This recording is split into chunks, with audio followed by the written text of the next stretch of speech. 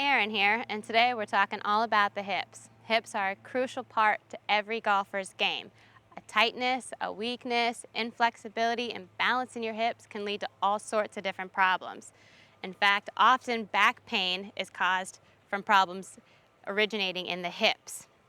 The hips contain 40 different muscles. So if you think of if there's one tightness or weakness, it can affect all sorts of different parts of your game. So, got my husband here, Jim here, who's a golf pro and often suffers from tight hips, over here to help me. We're gonna show you how to detect an imbalance or a weakness in the hips and then what to do about it. All right, first I'm gonna have him just perform a simple squat. Feet are about hip width apart, maybe a little wider, parallel to each other, and I want you to go straight down into a squat and hold that. All right, you can come up a little bit. Good, go back down, hold it right there. Okay, in this position, I want you to analyze where your weight is. Is it distributed evenly between your feet? Most golfers will be swayed from one side to the other. Jim tends to sway to the left side. Back down. So if you're putting most of your weight on this left side, and if you look in a mirror, you can probably see yourself shifting to one side. All right, go ahead and come back up. Golfers tend to be tighter in their lead hip because every time you take a swing, go ahead and just pretend like you're swinging the club. Okay, so every time you come down, go through your swing, all of the force goes onto this lead hip. That's what causes it to tighten up or create an imbalance between the left and the right side. Okay, so from that first squat, you could determine if you were kind of leaning to one side or the other. All right, next I'm gonna have him lay down, and with this exercise, we're just going to determine whether he is flexible in the hip flexors or not. All right, so with one leg out straight, bring the other leg in towards your chest. Good. So while you're pulling in one leg, keeping your lower back flat against the mat, you want to determine how much space is between your thigh and the floor.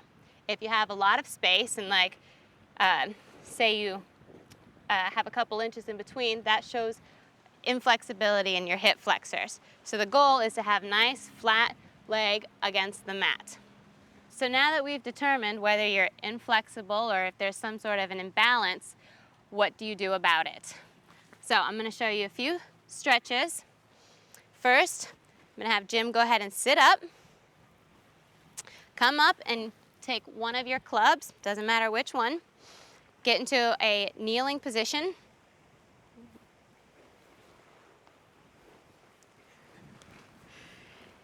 Okay, take the club, put it behind your back, bring one foot in front.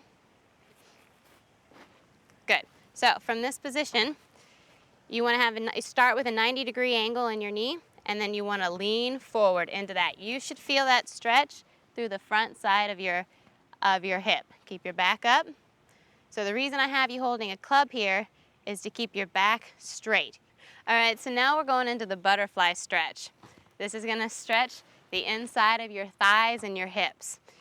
You want to bring your feet in together and gently press out on your knees, pressing them down. Again, you want to go to the point of tension, but there shouldn't be any sharp pain. Okay?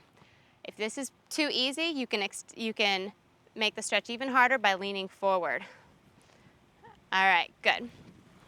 All right, for the next few stretches, we have Jim laying on his back, and we're going to use what's called a stability ball. Go ahead and put one foot up on the ball. With the other leg, I want you to cross it over your knee.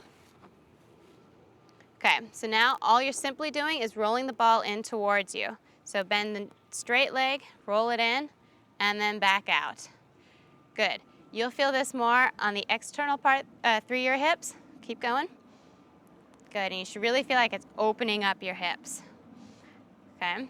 After a few, you want to make sure to switch sides, keeping everything balanced. Okay. All right, for the next stretch, still laying on your back, go ahead and bend your knees, bring your feet in a little bit, and then you're simply going to drop both legs to one side. Good, keeping your shoulders as flat as you can. Good, you'll feel this through the outside of your hip again. Good, and then go ahead and switch sides. good.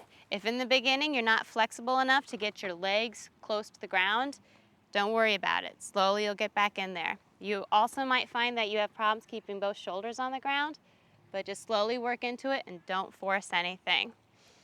Right, you want to make sure you do all of these exercises on both sides. Remember, the point is to be balanced. So you want to do them a couple times a week, maybe 2 to 3 times, right after a workout or after your round of golf. Because they're static stretches, you don't want to do them right before you play. So after a few weeks, you should start to notice some difference and feeling a lot better. So go out there, have fun, and go low.